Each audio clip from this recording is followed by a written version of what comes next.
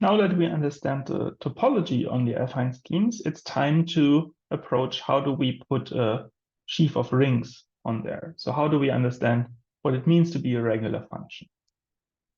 And so in other words, if U is in spec R an open subset, what are the regular functions on U? And so there's two ways to approach this problem. One looks easy, but actually has problems, and the other looks hard, but actually is the better approach. So let's first do the easy, but ultimately not good approach. Because so what do we want from our definition of these regular functions? We already have a pretty good idea that the regular functions on all of spec R should just be R. It should exactly be the space with this property.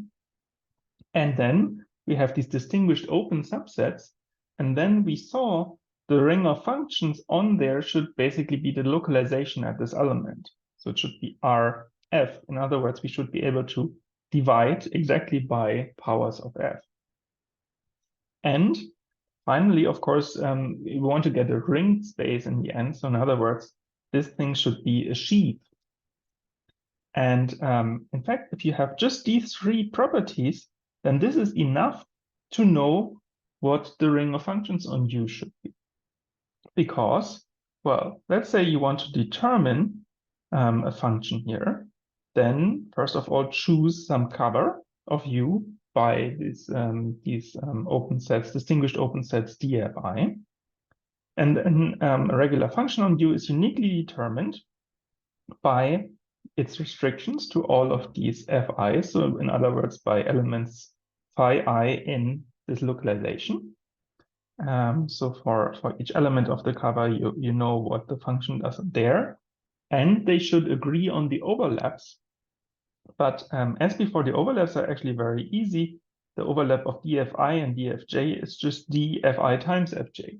So in other words, you just want that that if you compare these two elements as part of the localization R, Fi, Fj, then they should be equal.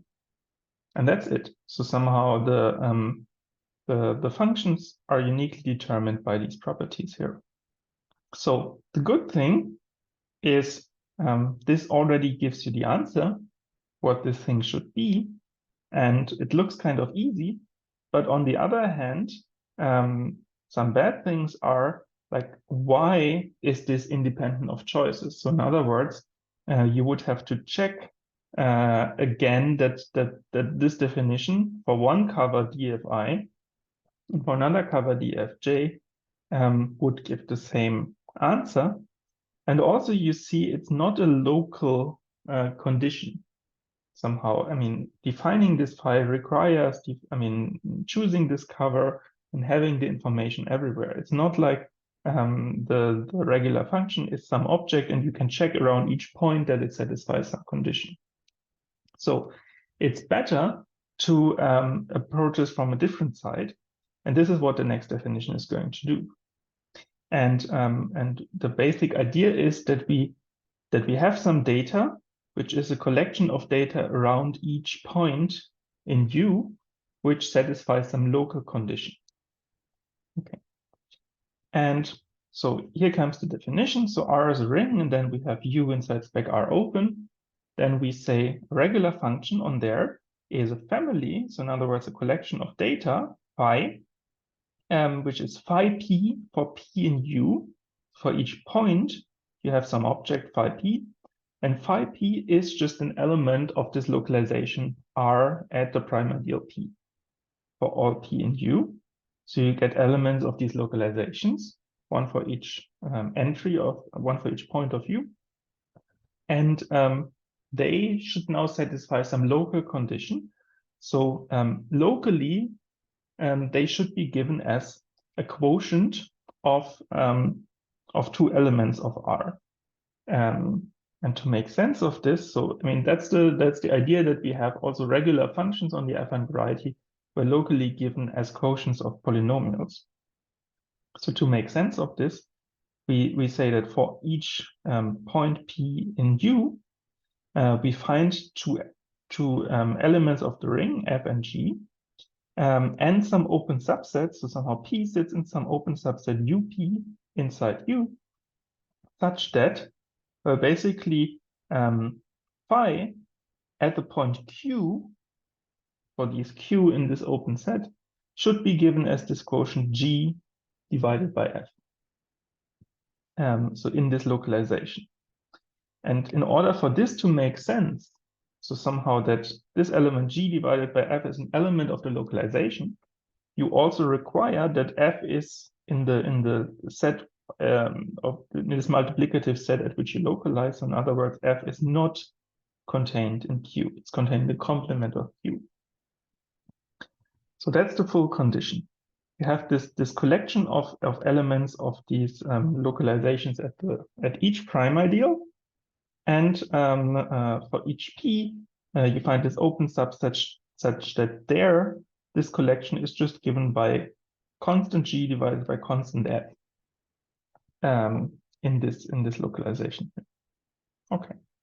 So, I mean, it is a bit abstract, but we're going to see that this has all the nice properties. In particular, we are also going to see that this gives back these nice properties here. So to start with, yeah. So let's see that at least it has already some nice properties. So you can call O of spec R of U the set of all such phi above. And then first of all, this is a nice ring because you can just add and multiply two of these collections, two of these regular functions.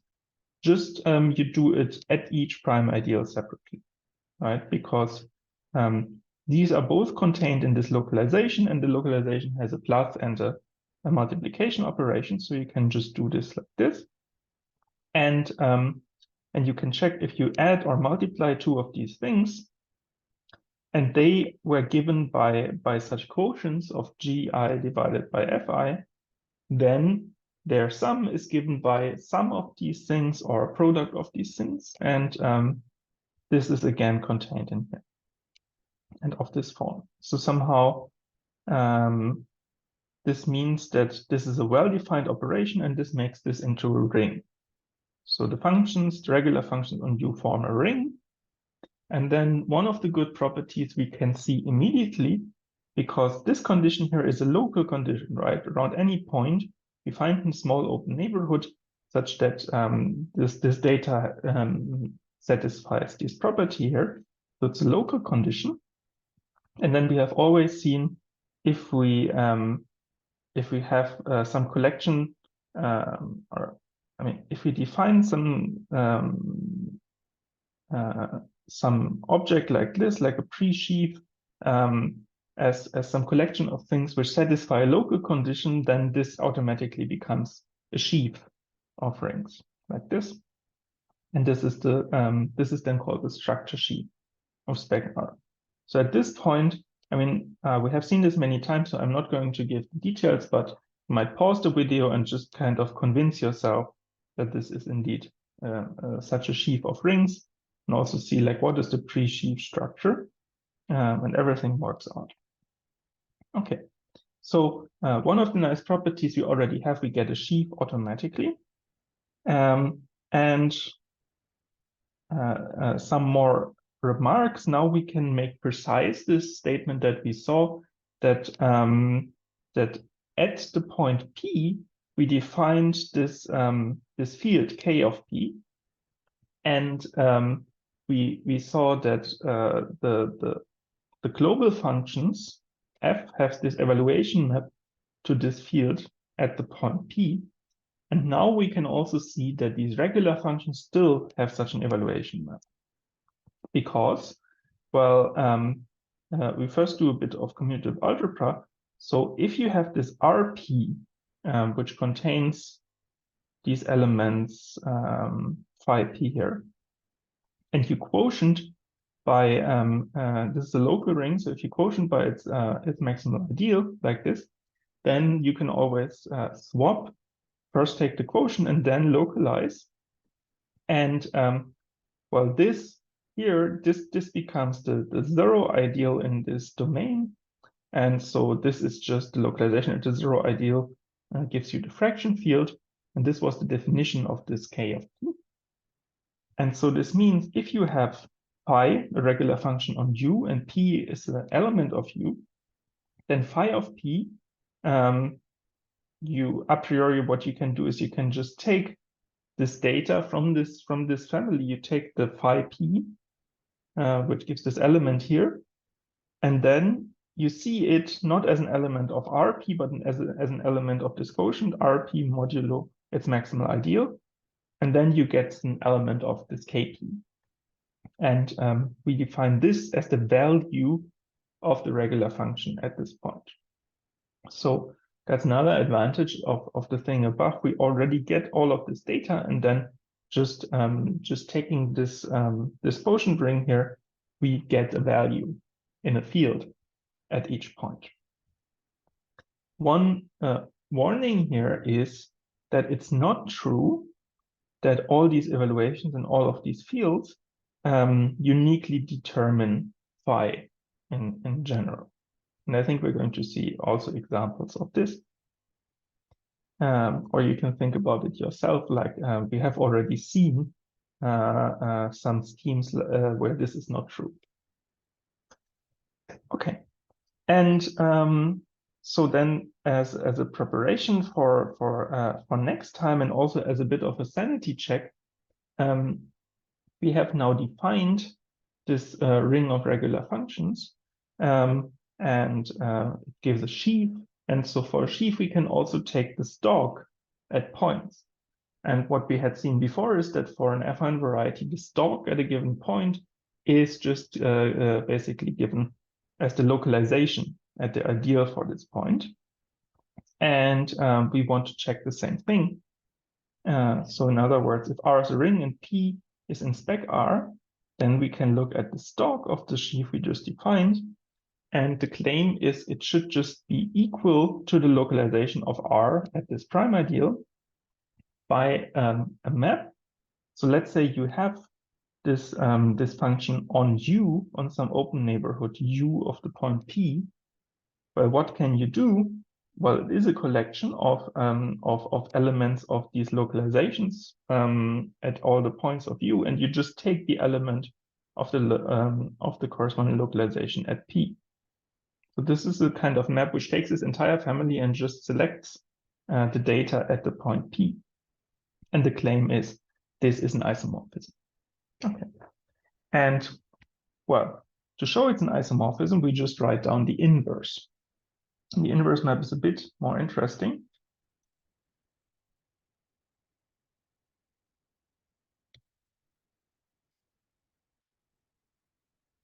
So the inverse map, we want to go from Rp to the stalk.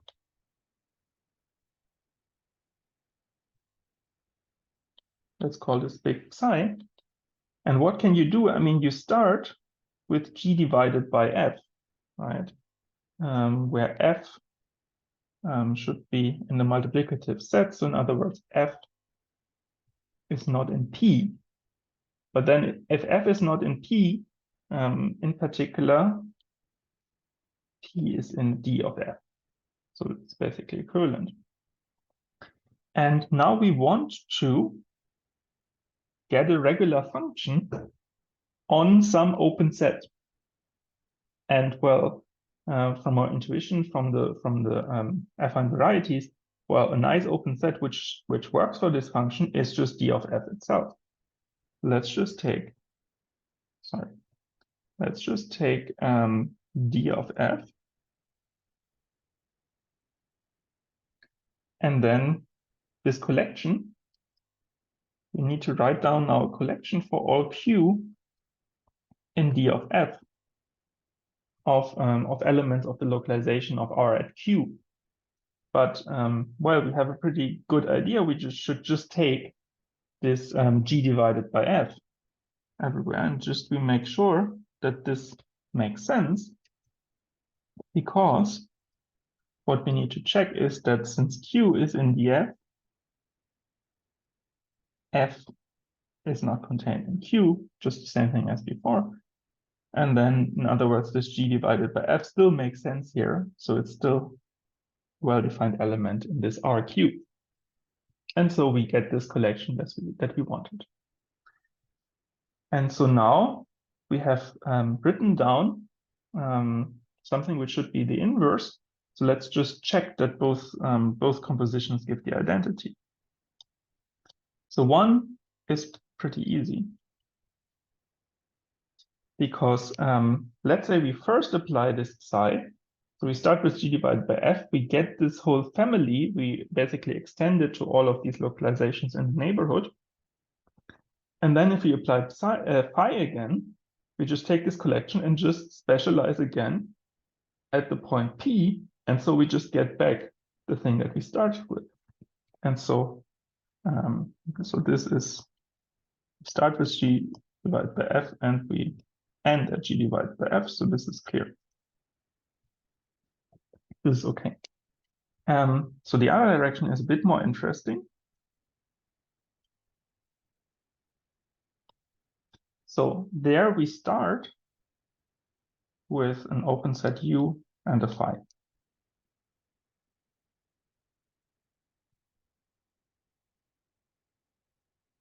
And so now we use this local condition, right? Because by definition, this P must sit inside some UP, some open neighborhood, such that on that open neighborhood, this is given by such a quotient.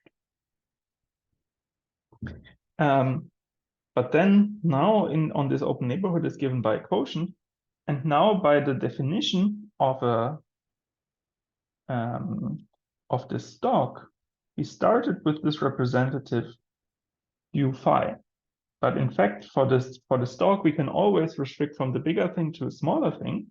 So we can restrict from U to this smaller open set UP. And that has the advantage that the restriction of phi there is then just given by this constant quotient G divided by F.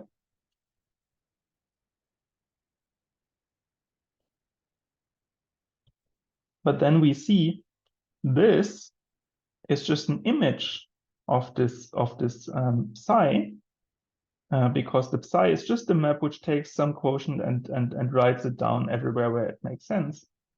So it's just given by psi of G divided by F. But this G divided by F, this was also just what you got by applying this thing.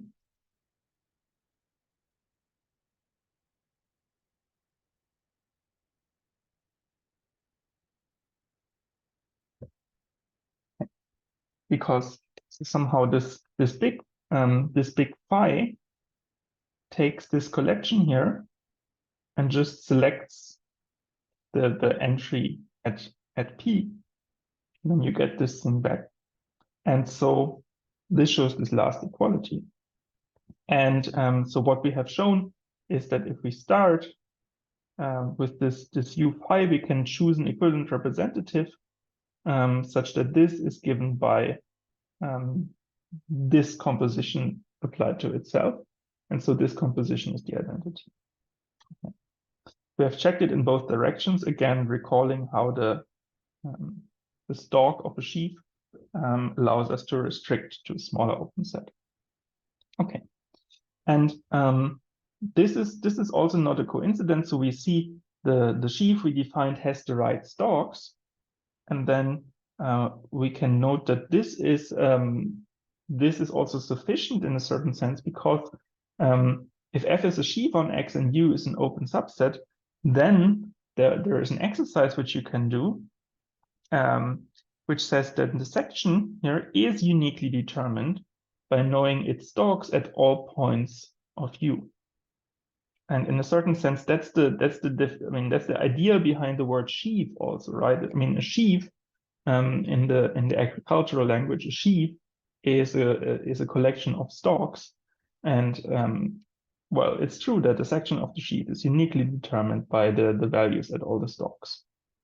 And you see somehow we took this here, this collection of values at stalks, which fit together nicely. We took this as the definition of our sheaf in this case. And that's the idea behind it. So we define this as a collection of these values at stalks which fit together, so which satisfy some extra local condition. Okay, so this was the definition of regular functions. And then in the next video, we're going to prove that this definition gives the right thing on the distinguished open sets. We just get the localization at the function, cutting out the complement of the distinguished open set. But that's next video.